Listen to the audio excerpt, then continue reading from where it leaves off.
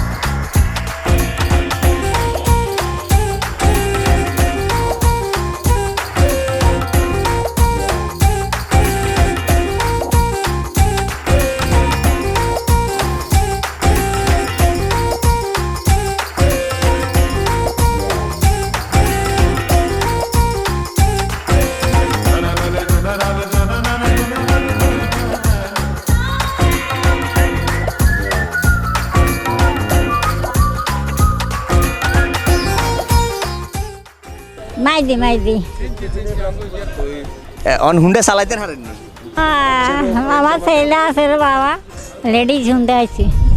আচ্ছা, তো on Hyundai খুশি নি? খুশি বাবা। না আমিও ফালাইছি, অন্য কেউ ফালানো।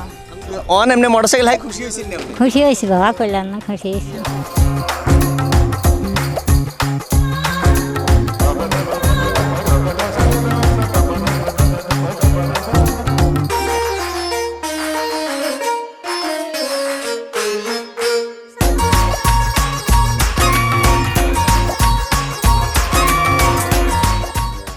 আমি পেশাগতভাবে বাংলাদেশ পুলিশে আছি, বর্তমানে জেলা গোয়েন্দা শাখা নোয়াখালীতে কর্মরত আছি।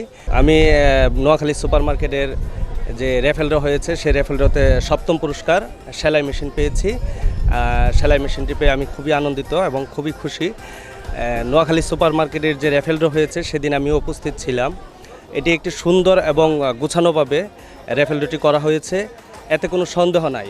আমি প্রায় 10 থেকে 12 হাজার টাকার পণ্য ক্রয় করেছি, অর্থাৎ কাপড় চোপড় ক্রয় করেছি। তার মধ্যে থেকে হয়তো 10-15টার মতো টোকেন ফেলেছি। তার মধ্যে থেকে আমি 101টি পুরস্কার থেকে আমি 7ম পুরস্কার বিজয়ী হয়েছি।